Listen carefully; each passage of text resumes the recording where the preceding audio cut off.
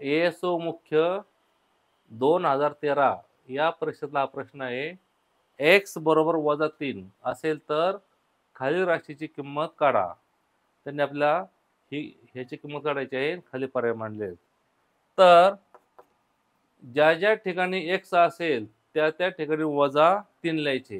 हे कसं होईल पहा बरे, -3 त्याचा वर्ग. म्हणजे हा एक्स म्हणजे -3 आणि हा -3 त्याचा वर्ग. भागिले -3 कंसात एक्स किती आहे? -3 आहे.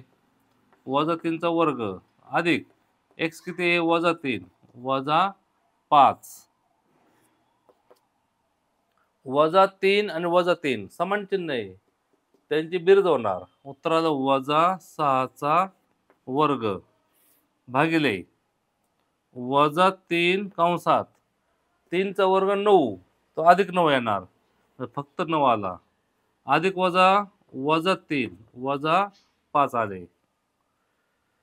-3 चा वर्ग अधिक 9 येतो. 6 चा वर्ग 36 अधिक 36 म्हणजे नुसतं 36 मांडायचा. 9 त्रिक 27. 6 चा वर्ग 36 अधिक होणार आहे. वर्ग हा नेहमी अधिक असतो. 9 त्रिक 27. उत्तर आलं -27 -3 -5. याचं उत्तर आलं 36 छेद. तिन्ही पण वजा आहेत. बेरीज करायची चिन्ह मोठ्याचं. 27 आणि 3 30, 30 आणि 5 35, -35. म्हणजे याचं उत्तर आलं -36/35. हे अंतिम उत्तर आलं. उत्तर आहे पर्याय क्रमांक सी हा -36/35 आहे. या गणितातली मुख्य गोष्ट काय ध्यान ठेवायची की चिन्ह नीट पाहायचं व्यवस्थित. एक्सची किंमत भरली, -6 आले. -6 चा वर्ग हा अधिक येतो 36, कारण वर्गामध्ये डबल संख्या तीच असते. -6 ला -6 गुणलं अधिक 36 झालं.